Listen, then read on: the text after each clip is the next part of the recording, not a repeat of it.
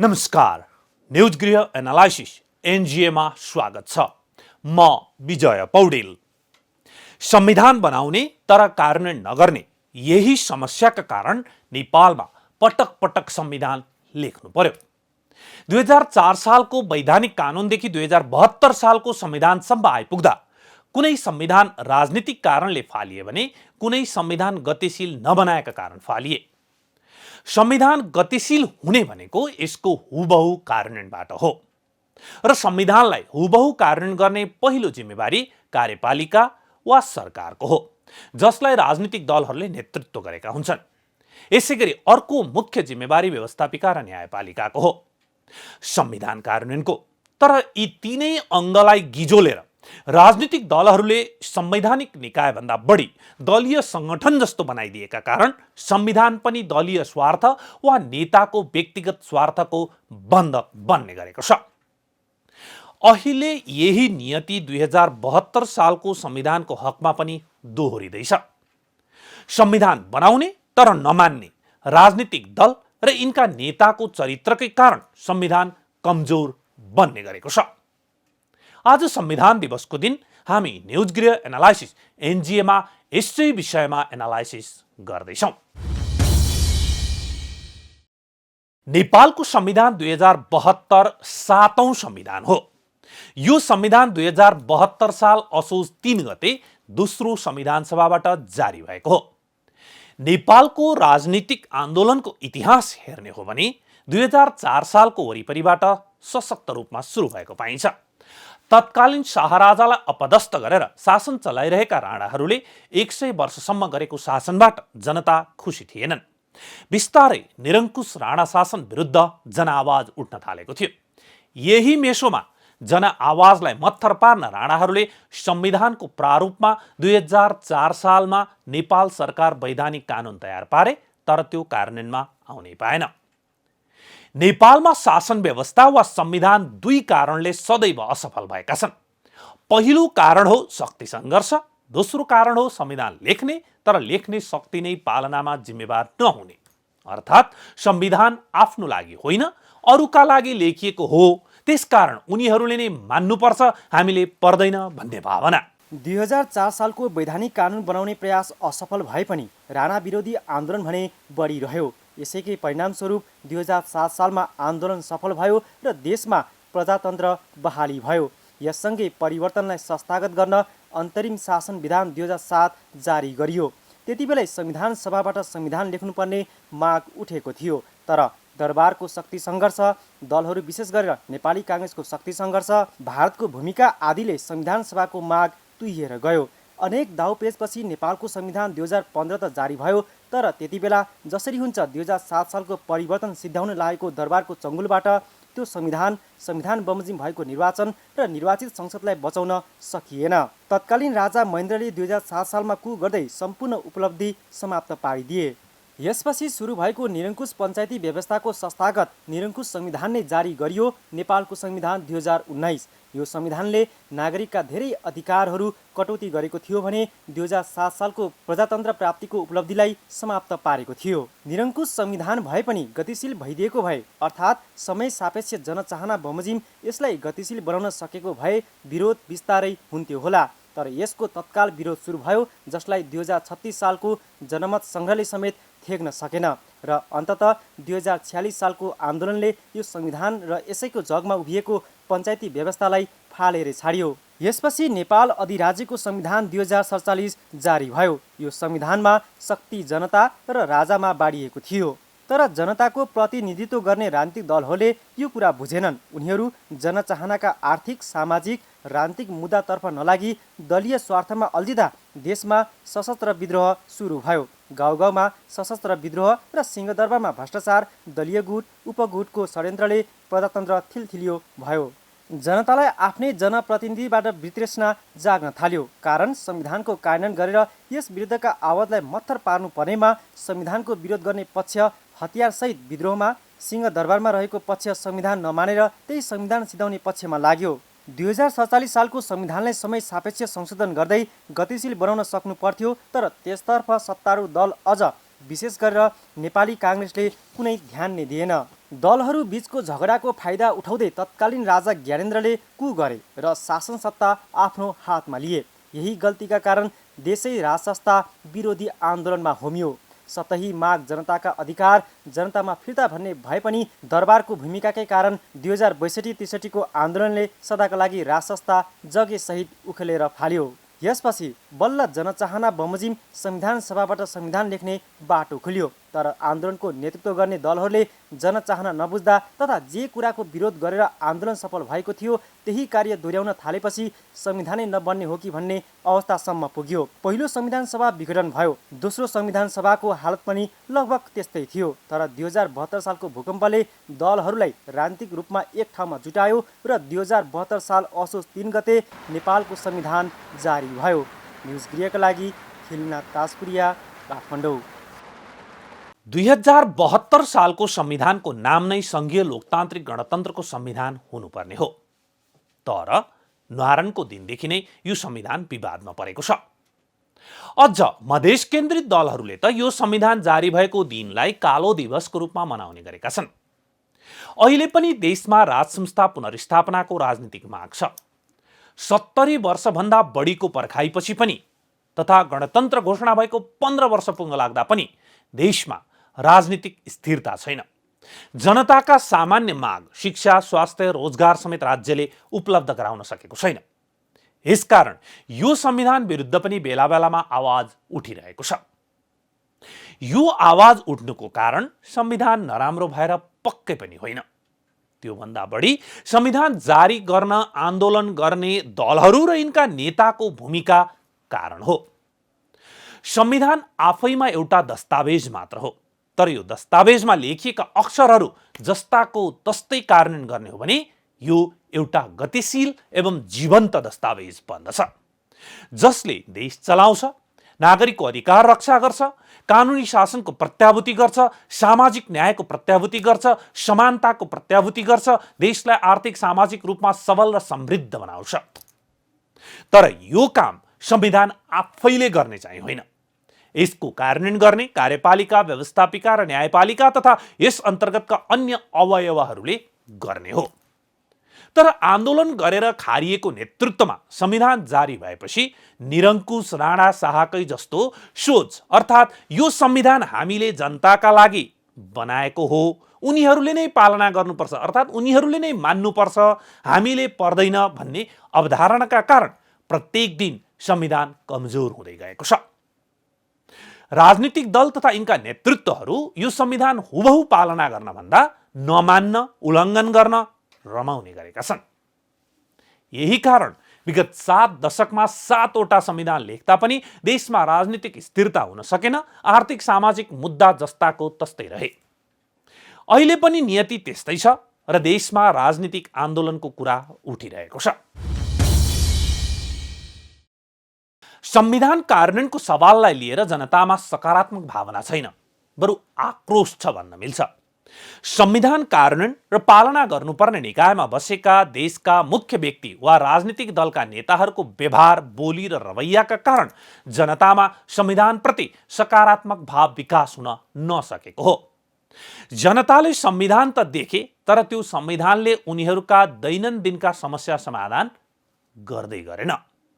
उनीहरूको शिक्षा, स्वास्थ्य, रोजगारी जस्ता आधारभूत कुरा, आर्थिक सामाजिक न्यायका कुरा, समानताका कुरा संविधानमा लिपिबद्ध छन्, तर यसले डेलिभरी पटक्कै दिँदैन। डेलिभरी दिने भनेको यसको हुबहु कार्यान्वयनबाट हो। तर कार्यान्वयन गर्न जनताले मत दिएर पठाएका जनप्रतिनिधि, सरकार, व्यवस्थापिका, न्यायपालिका, संवैधानिक आयोग लगायत संविधानमा स्थापना गरिएका सम्पूर्ण संयन्त्रहरू दल र दलका नेताको रवैयाका कारण बेकममा भइरहेका छन्। यी संस्थाहरू भन्दा दलका नेताहरूको केन्द्रमा दल, दलीय गुट र आसेपासे तथा जसरी पनि निर्वाचन जित्न अर्थ सङ्कलनका लागि भ्रष्टाचार जस्ता विषयहरू प्राथमिकतामा पर्दा जनतामा आक्रोश बढेको छ। अझ भनौँ, सरकारका अङ्ग अथवा राज्यका अङ्गहरू, कार्यपालिका, न्यायपालिका, व्यवस्थापिका, बिचौलिया, कमिसनखोर र स्वार्थी समूहहरूको चङ्गुलमा जहिले पनि पर्ने गरेको छ र यसले समस्या बढाइरहेको छ। कार्यान्वयनको पक्ष, ल एन्ड अर्डरको कार्यान्वयनको पक्ष अहिले समग्र अवस्थामा हेर्दाखेरि पर्फेक्टली कार्यान्वयन भएको छैन भन्ने लाग्छ मलाई। संविधानको राम्रो पक्ष भनेको त आवधिक निर्वाचन, मानवाधिकार, लोकतन्त्र के अरे गणतन्त्र लगायतका विषयहरू यसको चाहिँ सुन्दर पक्षहरू हुन्।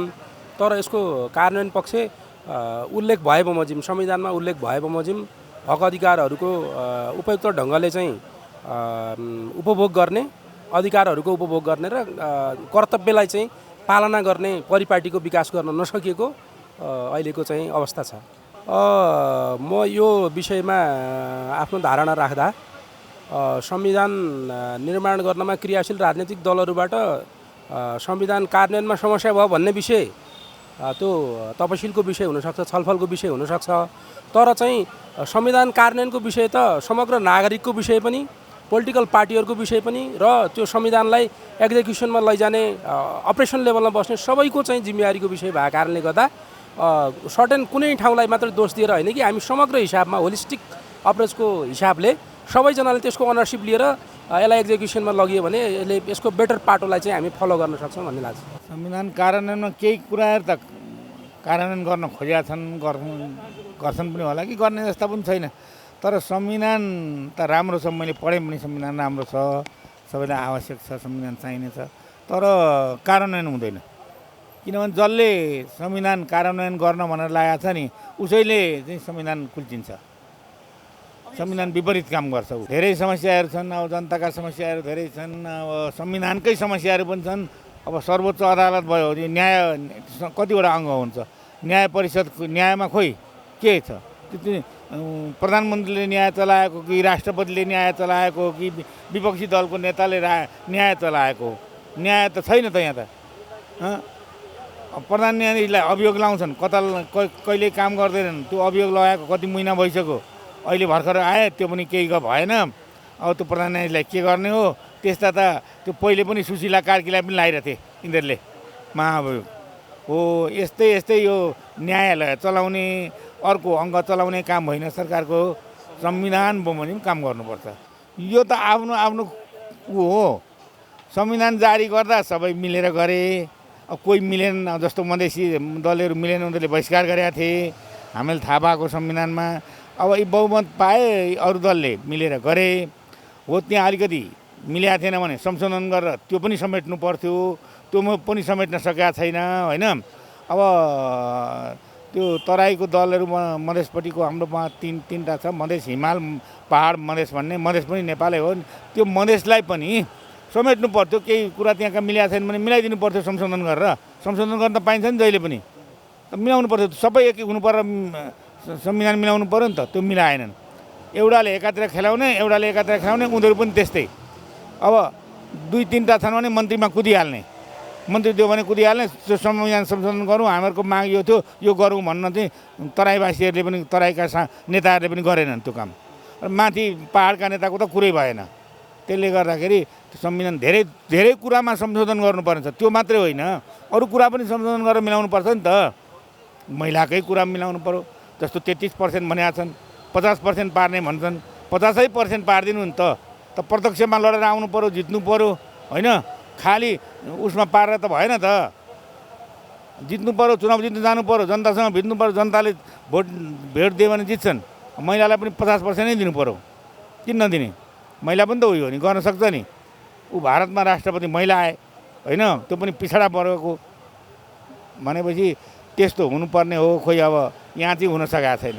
संविधान कतिपय विषयहरू मिलेको छैन, त्यसलाई संशोधन गरेर कार्यान्वयनमा लैजानुपर्छ। तर संविधान कार्यान्वयन गर्न सकेका छैनन्, किनभने दलहरूले आफ्नो पक्षमा व्याख्या गरेका छन्, संविधान अनुसार चलेका छैन। संविधानको राम्रो पक्ष भनेको अब कतिपय नमिलेको कुरालाई संशोधन गरेर अब जनताको हक अधिकारको बारेमा कानुन बनाएर, अहिले संविधान अनुसारले कानुन बनाएको छैन, कानुन बनाएर कार्यान्वयन गर्नुपर्छ, कार्यान्वयन गर्न सकेका छैनन्। अहिले दलहरूले आफ्नो पक्षमा कुरा गरिरहेका छन्। अब एउटा सर्वोच्चको प्रधान न्यायाधीश जस्तो कुरामा अब स्पष्ट छैन। अब संसदले एउटा कुरो बोल्छ, प्रधान न्यायाधीशले एउटा कुरो बोल्छ, अब त्यस्तो स्पष्ट छ। यस्तो कुरामा चाहिँ स्पष्ट हुनुपर्छ, संविधानमा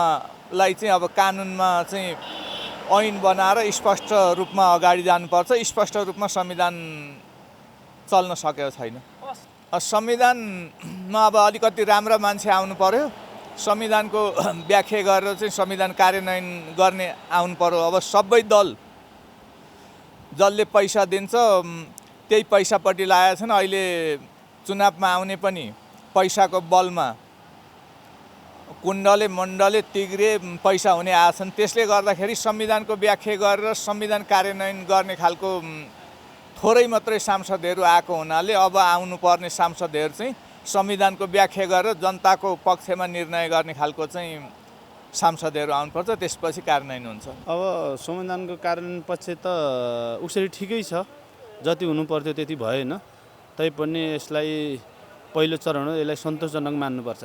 तर यो संविधानको सन्दर्भमा जुन स्थानीय तह भए, स्थानीय तहमा सरकारले खास गरी स्थानीय तहलाई र सङ्घीय सरकारलाई मात्रै कार्यान्वयन गर्नुपर्ने हो। बिचमा जो प्रदेश सरकार भए, प्रदेश सरकारले चाहिँ संहिता टिक्ने अवस्था र संविधान कार्यान्वयन अवस्था हुने छैन। करिब करिब अब यो चाहिँ घोषणा हुन मात्रै बाँकी हो जस्तो लाग्छ मलाई त। अब संविधानका राम्रा पक्षहरू चाहिँ के हुन्? संविधानका राम्रा पक्ष त आज जो तपाईँहरूको माझमा म बोल्दैछु यो पनि संविधानले गर्दा अहिले मैले बोल्ने अधिकार पाएको छु। अनि जति जति देशमा महिला, दलित, जनजाति, पछाडि परेको वर्ग अनि आज पूर्व पश्चिम देवी महाकालीको मान्छेले आफ्नो अधिकार आउन पाएको छ, त्यही नै संविधानको राम्रो पक्ष लाग्छ। त्यहीँनिर समस्या राजनीति उहाँहरू चाहिँ खास गरी संविधान बनाउनुभन्दा उहाँहरू चाहिँ स्वार्थको निम्ति आउनु भएको। उहाँहरू पछाडि हिँड्ने नेताहरू, उहाँ पछाडि हिँड्ने कार्यकर्ताहरूले देशको हितको निम्ति नभएर व्यक्तिगतका निम्ति आफ्ना स्वार्थका निम्ति लाग्दा अनि यसलाई नै चाहिँ संविधान कार्यान्वयनका निम्ति अठ्वर भएको पक्कै पनि हो।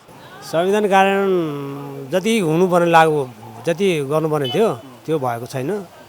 अब सबै अब ठुला बडाको आफ्नो नै चर्खेल हुँदो रहेछ।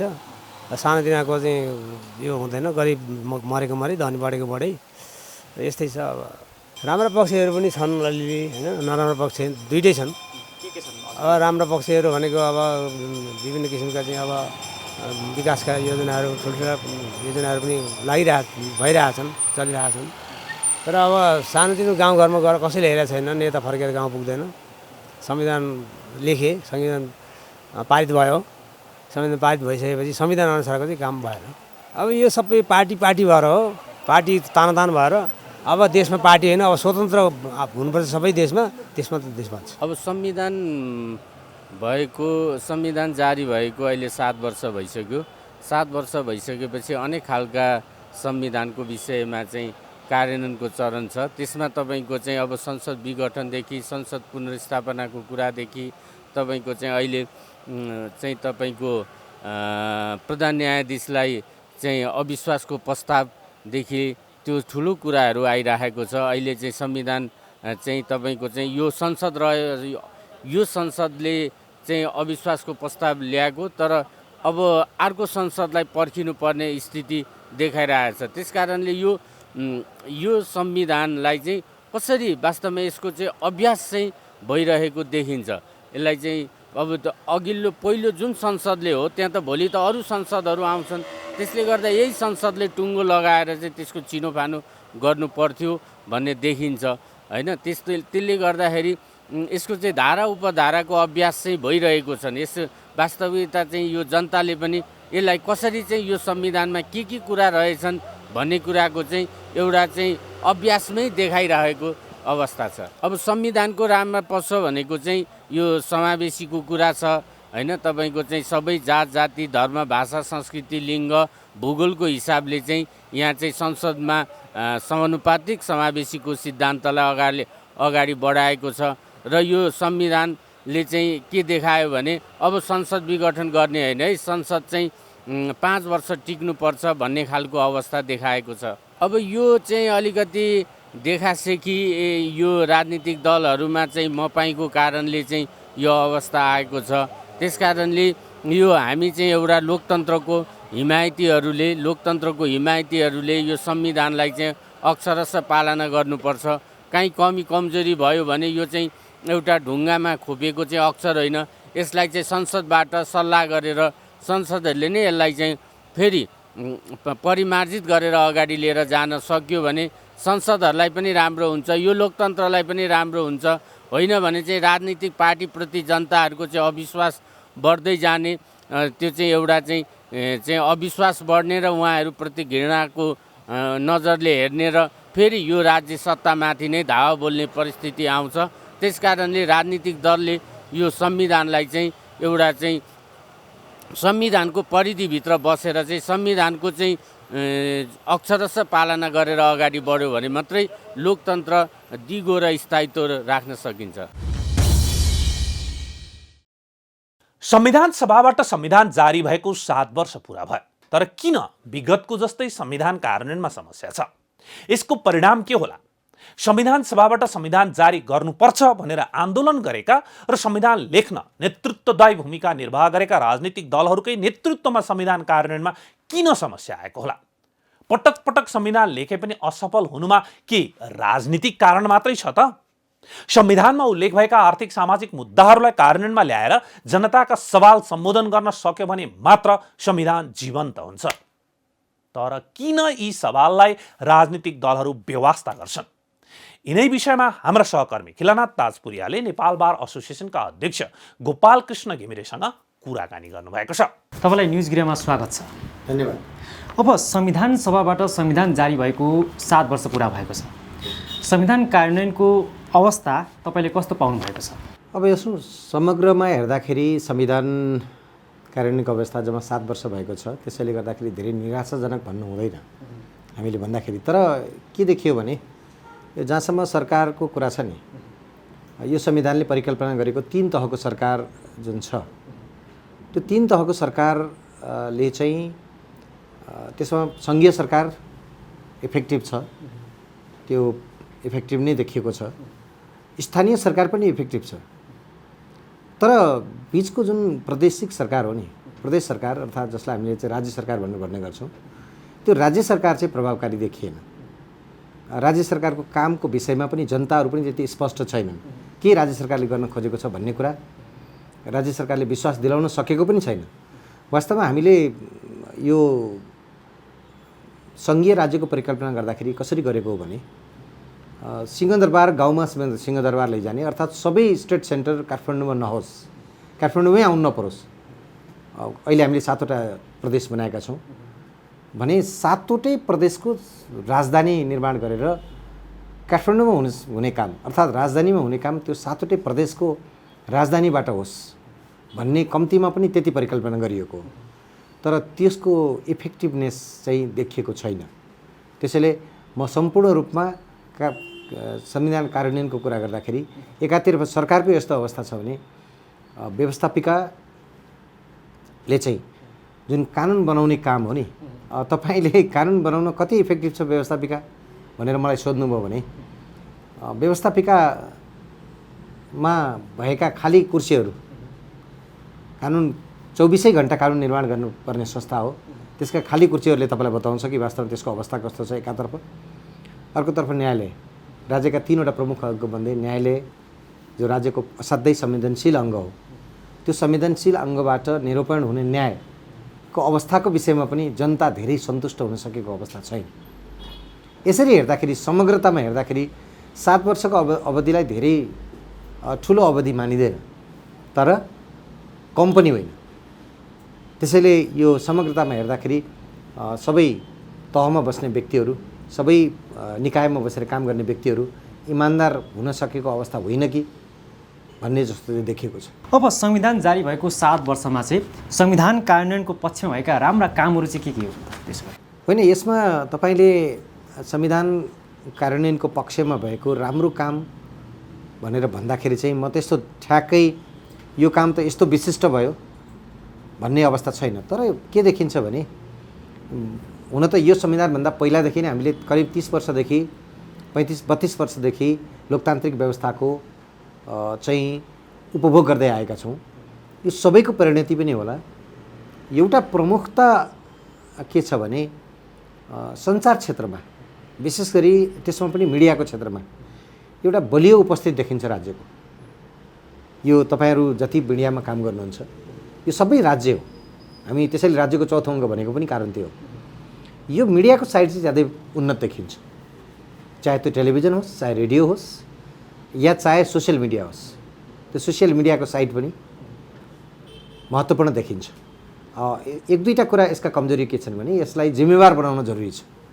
कतिपय अवस्थामा जिम्मेवार हुन नसकेको भने क्रिटिसाइजहरू पनि हुने गरेका छन्। त्यसलाई जिम्मेवार बनाउन जरुरी छ। यो एउटा उन्नत पक्ष भन्ने लाग्छ मलाई। र विशेष गरी शिक्षाको क्षेत्रमा पनि, शिक्षाको क्षेत्रमा चाहिँ यो 6-7 वर्षको भन्दा पनि यसलाई अलिकति ब्याक गएर यसलाई चाहिँ मूल्याङ्कन गर्नुपर्ने हुन्छ। त्यसरी हेर्दाखेरि शिक्षाको क्षेत्रमा पनि एउटा फड्को मारेको छ मुलुकले भनेर भन्दछु म। हामी त कानुनका क्षेत्रका मानिसहरू हौँ। कानुनी शिक्षाकै क्षेत्रमा पनि अहिले मुलुकमा धेरै नै ठुलो छलाङ लागेको छ। वास्तवमा कानुनमा अहिले त 5 इयर LLBमा भर्ना पाउन मुस्किल हुन्छ। त्यस्ता खालका अवस्थाहरू क्रिएट भएका छन् भनेपछि शिक्षाको क्षेत्र पनि एउटा मजबुत क्षेत्र हुन गएको छ। हालाकि यो कुरा गरिरहँदाखेरि सार्वजनिक शिक्षाका स्थलहरू, त्रिभुवन विश्वविद्यालय जस्ता जो प्राज्ञिक स्थलहरू हुन्, एकाडेमिक स्थलहरू हुन्, तिनीहरूको चाहिँ दुर्दशा भनेर पनि भन्ने गरेको छ। तर समग्रताको कुरा गरेको मैले। समग्रताको कुरा गर्दाखेरि दुईवटा यो क्षेत्र चाहिँ अलिकति उन्नत नै देखिन्छ। अब संविधान सभाबाट जुन संविधान जारी गर्नुपर्छ भनेर आन्दोलन गरेका राजनीतिक दलहरूकै नेतृत्वमा चाहिँ यो संविधान कार्यान्वयनमा चाहिँ अलिक समस्या देखिएको छ। किन यस्तो समस्या चाहिँ किन भएको देखिएको? यो हेर्नुहोस्, मलाई कस्तो लाग्दछ भने यो उहाँहरू जिम्मेवार नभएर हो। मुलुकप्रति मुलुकको वफादार रहन्छु भनेर हामीले संविधानको कसम खाएको हो नि त। आज संविधान शपथ लिएको हो। मुलुकप्रति वफादार रहन्छु, पहिलो कर्तव्य मेरो मुलुकप्रति छ भनेर भनिएको। सार्वजनिक स्थानमा जहाँसुकै बस्ने व्यक्तिले, इन्क्लुडिङ हामी पनि, सबै व्यक्तिहरूको के स्पष्ट एउटा चाहिँ जिम्मेवारी हुन्छ भने उसले मुलुकको सोझो चिताउनुपर्छ। पहिलो उसको लागि जनता हो। त्यो जनताद्वारा जुन एउटा चाहिँ जनताको लागि जुन अपनाउनु पर्ने, जनताप्रति अपनाउनु पर्ने जुन चाहिँ कर्तव्य हो, त्यो कर्तव्य निर्वाहमा चाहिँ कता कता व्यक्तिहरू चुकेका हुन् कि राजनीति गर्ने व्यक्तिहरू र जिम्मेवार निकायमा बस्ने केवल राजनीतिक कर्मी मात्रै होइन, जिम्मेवार निकायमा बस्ने व्यक्तिहरू चुकेका हुन् कि जस्तो देखिएको छ। यो आरोप पनि लाग्ने गरेको छ। तपाईँले हेर्नुहोस्, न्यायालयको अवस्था पनि त्यस्तै देखिन्छ। अर्कोतिर व्यवस्थापिकाको पनि अवस्था त्यस्तै देखिन्छ। कैयौँ कानुन निर्माण गर्नुपर्ने अवस्था छ, हामी झगडा गरेर बसेका छौँ होइन। हामी 50औं दिनसम्म यो संसदलाई चाहिँ अवरोध सृजना गरेर बसेका छौँ। एकातिर जनताको लागि आवश्यक कानुनहरू निर्माण हुन सकेको छैन भने यो अवस्था भनेको चाहिँ एउटा धेरै सेटिस्फाइड हुनुपर्ने या धेरै चाहिँ यसमा चाहिँ हामी त यसमा त सन्तुष्ट भयौँ नि त भनेर सन्तुष्टि लिन सक्ने अवस्था चाहिँ छैन। अब संविधान जारी हुँदाकै बखत मधेस केन्द्रित दलहरूले चाहिँ यो संविधानको विरोध पनि गरेका थिए र अहिले पनि कार्य दिवसको रूपमा मनाइरहेको अवस्था छ। अब संविधानलाई किन सर्वस्वीकार्य बनाउन नसकेको? अब हेर्नुहोस्, यो चाहिँ के हुँदो रहेछ भने संविधान त एउटा वास्तवमा अहिलेको संविधानलाई म पनि के भन्छु भने एउटा सम्झौताको दस्तावेज हो। हालाकि मधेस केन्द्रित दलहरूले सर्वस्वीकार्यता किन स्वीकार नगरे हुन् भन्ने म पनि बुझ्दैन। तर एउटा कुरा चाहिँ के हो भने नेपालमा सङ्घीयताको सुरुवात चाहिँ मधेस आन्दोलनबाट नै भएको हो। यो कुरामा चाहिँ उहाँहरूले ठुलो सन्तुष्टि लिनुपर्छ। आज नेपालमा यदि सङ्घीय व्यवस्था छ भने त्यो मधेस आन्दोलनबाट भएको हो। त्यस कारणले गर्दाखेरि चाहिँ यसमा उहाँहरूले लघुताभास पाल्न जरुरी छ जस्तो लाग्दैन। संविधान एउटा स्ट्याटिक डकुमेन्ट होइन, यो त प्रोग्रेसिभ डकुमेन्ट हो। यो त निरन्तर संशोधन भइराख्ने डकुमेन्ट हो। त्यसैले गर्दाखेरि संविधानमा जे कुरा आवश्यक पर्दछ नि त्यो आवश्यक पर्ने कुराहरू चाहिँ संशोधनको माध्यमद्वारा ल्याउन सकिन्छ। उहाँहरूले भनेको कुरा पनि संशोधनको माध्यमद्वारा आउन सक्छ भन्ने मलाई लाग्छ। त्यसैले उहाँहरूले नस्वीकार्दा पनि संविधानको प्रयोगका यत्तिका वर्ष 7 वर्ष इल्याप्स या त्यो समाप्त भएर अब हामी 8औं वर्षमा प्रवेश गरिराखेका छौँ भने यस्तो अवस्थामा संविधानलाई चाहिँ मधेस केन्द्रित दलहरूले पनि यसलाई असन्तुष्टि जनाउनु पर्ने अवस्था छ जस्तो लाग्दैन। किनभने आज एउटा जनकपुरमै भए पनि मधेस सरकार छ। मधेस सरकारले काम कुन ढङ्गबाट गरेको छ त्यो उहाँहरूले इभ्यालुएसन गर्ने कुरा हो।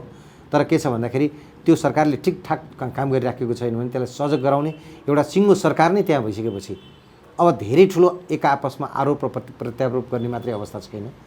उहाँहरूले चाहिँ यसलाई चाहिँ सही ढङ्गबाट आफूले पनि जिम्मेवार भएर आफूले पनि त्यसलाई चाहिँ सही ढङ्गबाट अगाडि बढाउने कोसिस गर्नुपर्छ। अब आजका दिनसम्म पनि काल दिवसको रूपमा मनाउनु र यसको अर्थ त संविधान उहाँहरूले चाहे अनुसार संविधान संशोधन त हुन सकेन भनेपछि मनाइराख्ने उहाँहरूले। त्यही त मलाई अहिले पनि कस्तो लाग्छ भने एकैचोटि हेर्नुहोस् मलाई असन्तुष्टि केही कुरामा केही बुदामा मलाई असन्तुष्टि छ भन्दैमा संविधानलाई नै कालो दिवसको दिनमा मनाइदिने यो जिम्मेवारपूर्ण कुरा होइन। मलाई पनि त्यस्तो लाग्छ। हेर्नुहोस् हामी सबैले कालो दिवसको दिनमा मनायो भने त किन चाहियो संविधान होइन? कहीँ कुरा त असन्तुष्टि मलाई पनि होला नि। मलाई पनि सम्पूर्ण रूपमा यो संविधान एकदम राम्रो छ भन्ने मलाई पनि लाग्दैन। तर के छ भन्दाखेरि केही न केही कुरा कमी कमजोरी छन् भने त्यसलाई सुधार गर्नुपर्छ, त्यसलाई संशोधनको माध्यमबाट सुधार गर्नुपर्छ। त्यसैले गर्दाखेरि यो उहाँहरूले त्यो कता कता यसलाई पोलिटिकल स्टन्ट बनाउनु भयो कि अलि बढी भन्ने पनि मलाई लाग्छ। अब मेरो अर्को प्रश्न, नेपालमा अहिलेसम्म 7वटा संविधान लेखिसकिएको छ। संविधानकै लागि धेरै आन्दोलन भयो, तर पनि किन राजनीतिक संस्थागत हुन सकेको छैन? होइन, राजनीति यस्तो हो, राजनीतिमा अलि स्वार्थ बढी देखियो। मुलुकको स्वार्थ हुनु पर्थ्यो, तर यसमा दलीय स्वार्थ अलि बढी र व्यक्तिगत स्वार्थ जुन देखियो त्यो देखियो। एकदम स्पष्ट तपाईँसँग भन्दा मलाई कुनै आपत्ति छैन। राजनीति हामीले दलीय व्यवस्थाको कुरा गरेको हो नि त। दलीय व्यवस्थालाई मजबुत पनि बनाउन खोजेका हौँ भने आज दलीय व्यवस्था कति मजबुत छ? दलभन्दा व्यक्तिमाथि दलमा व्यक्ति हावी भएको अवस्था छ, सरकारमा दल हावी भएको अवस्था छ, राज्यका प्रत्येक निकायमा दल हावी भएको अवस्था छ। यो हुने बित्तिकै के देखियो त भन्दाखेरि अल्टिमेटली व्यक्ति प्रधान शासन व्यवस्था हो कि जस्तो देखियो। दल जिम्मेवार हुनु पर्थ्यो होइन, व्यक्ति पनि जिम्मेवार हुनुपर्छ। तर व्यक्ति कसरी जिम्मेवार हुनुपर्छ त भन्दाखेरि जुन दल मार्फत व्यक्ति शासन गर्दछ त्यो दल मार्फत व्यक्ति जिम्मेवार हुनुपर्छ। प्रकारान्तरले के देखिँदो रहेछ भने प्रत्येक दलभित्र रहेका राजनीतिक पार्टीमा रहेका व्यक्तिहरू सही भएनन् भने चाहिँ सिङ्गो मुलुकले यसको चाहिँ परिणति बेहोर्नु पर्दो रहेछ। यसको नराम्रो पक्ष छ भने पनि त्यो बेहोर्नु पर्दो रहेछ, मुलुकले नै बेहोर्नु पर्ने। अहिले देखिएको अवस्था त्यसैको परिणाम हो। यसै पनि जिम्मेवार हुनुपर्छ, व्यक्तिहरू जिम्मेवार हुन सकेनन्, दलमा भएका व्यक्तिहरू पनि जिम्मेवार हुन सकेनन्, ब्युरोक्रेटहरू पनि जिम्मेवार हुन सकेनन्। एकले अर्कालाई हिलो छ्यापेको छ र एकले अर्कालाई दोष लगाएको छ। एकले अर्कालाई दोष लगाएर सबै मुक्त हुन सकिन्छ र जिम्मेवार निकायमा भएका सबै मानिसहरू जिम्मेवार हुनुपर्छ। दोष अर्कालाई लगाएर दोष अर्कालाई पन्छाएर आफू चाहिँ म क्लिन छु अर्को मात्रै गलत छ भन्ने कुरा गरेर चाहिँ हामीले मुलुकलाई अगाडि बढाउन सक्दैन। अब यो संविधानले हाम्रो आर्थिक सामाजिक मुद्दाहरूलाई सम्बोधन गर्न सक्छ सक्दैन? अब हेर्नुहोस्, आर्थिक सामाजिक मुद्दा भनेको त के भने हामीले संविधान सभाको माध्यमबाट भनिन्छ नि 2007 सालदेखिको यो चाहिँ एउटा चाहना थियो, नेपाली जनताले आफ्नो संविधान आफै लेखुन् भन्ने चाहना। तर तपाईँले संविधान लेख्दै गर्दाखेरि पनि देख्नुभयो केही राजनीतिक दलका नेताहरू बस्नुहुन्थ्यो, उहाँहरूले एउटा चाहिँ होइन एउटा कुरा पास गरिसकेपछि त्यही कुरा चाहिँ तत्कालीन संविधान सभाबाट पनि पास हुने गरेको अवस्थाको विद्यमानता हामी देख्दथ्यौँ। जबकि संविधान सभामा व्हिप थिएन। अहिले पार्टीको व्हिप लाग्छ यो संसदीय व्यवस्थामा, तर त्यति बेलाको संविधान सभामा व्हिप लाग्दैन, संविधान सभाको चाहिँ बैठकमा व्हिप लाग्दैन। त्यति गर्दाखेरि पनि व्यक्तिहरूले खुलेर दलभन्दा माथि उठेर आवश्यक कुराहरूलाई राख्न सकेनन्, जसका कारणले यदि आज संविधान सफर गरिराखेको छ भने हामी अलि बढी संविधानको निर्माण र संविधानको विकासमा अलि बढी दलगत स्वार्थमा हावी भएको हो कि भने जस्तो देखिन्छ। यसलाई चाहिँ केले समापन गर्न सकिन्छ त भन्दाखेरि राजनीतिक दलका कार्यकर्ताहरूलाई, राजनीतिक दलका नेताहरूलाई, उहाँहरूलाई चाहिँ मुलुकलाई जिम्मेवार बन्न सिकाउने खालको हामीले चाहिँ यो सिकाउनु पर्दछ, सिकाउनु पर्ने आवश्यकता देखियो। त्यसो भए अब किन अझै पनि कानुनको शासन, सामाजिक न्याय, शिक्षा, स्वास्थ्य, रोजगार, लैङ्गिक तथा अब जातीय एवं सांस्कृतिक अधिकारका लागि सडकमै ओर्नुपर्ने अवस्था किन? होइन, मलाई लागेको पनि त्यही हो। तपाईँले भनेकै कुरा म कहिलेकाहीँ मलाई पनि लाग्दछ। तर अब हामीले सबै कुरा अहिले त कस्तो देखिएको छ भने कसले कससँग के माग्ने परिस्थिति त पनि देखियो नि। केही दिन अगाडि एउटा पार्टी दलमा के अरे सरकारमा बस्छ, केही दिन पछाडि त्यो दल गइसकेको हुन्छ, अर्को पार्टी सरकारमा बस्छ होइन। 5 वर्षमा हामीले धेरै प्रयोग गऱ्यौँ नि। त्यसैले मलाई अहिले कस्तो लाग्छ भने यो एकले अर्कालाई आरोप लगाउनु भन्दा पनि जस्तो तपाईँले भनेको आज पनि सबै मिलेर गर्नुपर्ने काम त के हो भने सामाजिक रूपमा जो विपन्न छ, जो असक्षम छ, जो राज्यको शक्तिको पहुँचबाट टाढा छ, राज्य शक्तिको पहुँच भनिन्छ नि, त्यो राज्य शक्तिको पहुँच त्यहाँसम्म पुर्याइदिनु पर्यो। यसको सबैभन्दा महत्त्वपूर्ण माध्यम भनेको शिक्षा नै हो, ज्ञान नै हो। शिक्षाले ज्ञान दिलाउँछ अनि त्यसपछि त्यो व्यक्ति मजबुत बन्छ, भित्रैबाट मजबुत बन्छ। भने आज हामीले जनतालाई राजनीतिक व्यवस्था त दियौँ, तर राजनीतिक व्यवस्था दिएसँगै के दिन सकिएन त भन्दाखेरि राज्यको पहुँच पुर्याउन सकिएन। पहुँच भनेको शिक्षा, स्वास्थ्य, तपाईँले सामाजिक न्यायको कुरा गरिरहनु भएको थियो नि, संस्कृतिलाई चाहिँ कसरी चाहिँ यो हामीले चाहिँ सम्पन्न बनाउने, जोगाउने आदि जस्ता कुराहरू हामीले दिन सकेन। राज्यले त्यसमा जिम्मेवार हुन सकेन। सबै यो वा त्यसलाई एकजनालाई मात्रै दोष छैन यसको। मतलब यो कस्तो भने अब भनौँ न, पहिलाको कुरा नगरौँ। पहिलाको कुरामा सबै राजनीतिक दल मिलेर लडे, संविधान ल्याइयो। संविधान ल्याउनुमा त सबैले हो, तपाईँले अघि भन्नुभयो, केही दलहरूले यसलाई कालो दिवसको रूपमा पनि मनाए, संविधानको पानाहरू पनि जलाए, होइन, ब्ल्याकआउट पनि गरे। तर केही दलहरूले त यसलाई निरन्तर मानिआएका छन् र ती दलहरू बहुमतमा छन् नि। तपाईँले देख्नु भएको छ नि, 80% भन्दा बढी जनसङ्ख्याले स्वीकारेको छ,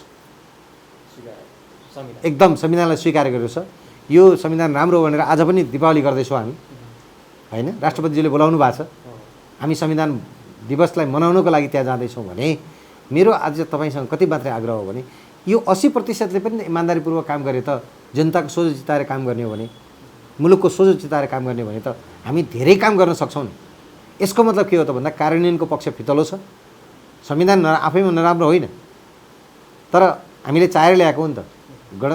सङ्घीय लोकतान्त्रिक गणतन्त्रात्मक शासन पद्धति चाहिन्छ भनेर हामीले नेपाल अधिराज्यको संविधान 2047लाई विदा गरेर अन्तरिम संविधान हुँदै संविधान सभाको चुनाव गरेर अनि यो व्यवस्था ल्याएको होइन र। यदि त्यो हो भने हामी 80% मान्छे आज शासनको कस्तो हो भन्दाखेरि कि त सत्तामा छौँ कि विपक्षमा छौँ भने, सत्तामा रहे पनि विपक्षमा रहे पनि हामीले इमान्दारीपूर्वक मुलुकको सोझो चिताएर काम गर्ने हो भने त विकासका केही कुरा होला नि। पोलिटिकल कुराहरूमा डिफ्रेन्सेस हुनसक्छ, तर यो विकासको कुरामा त डिफ्रेन्सेस हुनुपर्ने कारण छैन नि। कुनै व्यक्तिले विकास गर्छु भने त्यसलाई सहयोग गरे भइहाल्छ सबै मिलेर। हामी त्यो पनि चाहन्छौँ। त्यसैले गर्दाखेरि नेपालका राजनीतिक दलहरूले मुलुक विकासका लागि, मुलुकका खातिर चाहिँ केही कुराहरूमा कम्प्रोमाइज गर्न जरुरी छ। मेरा अन्तिम जिज्ञासा, अब हरेक राजनीतिक व्यवस्थामा केही न केही कमजोरीहरू हुन्छन्, तर त्यसलाई जनचाहनाका आर्थिक सामाजिक मुद्दाको सम्बोधनले क्षतिपूर्ति गर्न सक्छ। हामी किन त्यसो हुन नसकेको? हरेक पटक संविधान र व्यवस्था परिवर्तनकै कुरा एकैपटक उठ्छ नि। कता कता हामीले यो कुरा पनि बुझ्न नसकेको तपाईँले भनेकै क्वेसन मलाई पनि लाग्छ कहिलेकाहीँ। हामी एक्कासी यति चर्को प्रतिक्रिया दिन्छौँ, सानोभन्दा सानो विषयलाई व्यवस्था परिवर्तनसँग लगेर जोड्ने गर्छौँ कहिलेकाहीँ। जस्तो राजनीतिक पार्टी यस्तो दुःख गरेर वास्तवमा हाम्रा अग्रजहरू, हाम्रा नेताहरू जसले यो व्यवस्थाको स्थापनार्थ, बहुदलीय लोकतान्त्रिक व्यवस्थाको स्थापनार्थ यति ठुलो बलिदान गरे, अझ भनौँ भने सङ्घात्मक लोकतान्त्रिक गणतन्त्रात्मक शासन व्यवस्था स्थापनार्थ त ठुलो ठुलो सङ्घर्षहरू भयो नि, ठुलो बलिदान भयो। त्यो बलिदानपछि आजको अवस्था आएको छ भने उहाँहरूले सानो कुरालाई किन सत्ता परिवर्तनसँग जोड्नुहुन्छ, किन व्यवस्था परिवर्तनसँग जोड्नुहुन्छ? मैले पनि बुझेको छैन। त्योभित्र रहेका कमी कमजोरीको विषयमा बोल्नुहोस्, ताकि तपाईँले बोलेको कुराले काहीँ भोलि यो व्यवस्थालाई नै क्षति गरेर मुलुकले नै त्यसको चाहिँ नोक्सानी बेहोर्नु नपरोस्। यो तर्फ सजग रहनको लागि म तपाईँ मार्फत नेपाली आदरणीय दिदी बहिनी तथा दाजुभाइहरूलाई पनि आह्वान गर्दछु कि हामी अलिकति जिम्मेवार बनिदेऊ। त्यो जिम्मेवारीका कारणले गर्दाखेरि भोलि आउने सन्ततिले पनि के त भन्दाखेरि हामीले एउटा राम्रो किसिमको सिस्टम अपनाएका थियौँ, त्यो सिस्टमका कारणले गर्दाखेरि हामीले चाहिँ आज यो सुखको दिन देख्न पाइयो भन्ने कुरा अनुभूति गर्न पाउन्।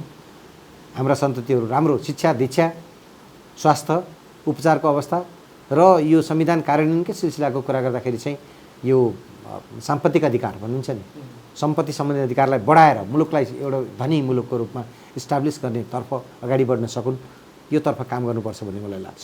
हस्, महत्त्वपूर्ण समय र समयतालाई हजुरलाई धेरैभन्दा धेरै धन्यवाद। धेरै धन्यवाद। न्युज गृहलाई पनि धेरै धेरै धन्यवाद। हस् त, न्युज गृह एनालाइसिस NGA आजलाई यति नै। हामी सबैलाई बिदा दिनुहोस्। नमस्ते।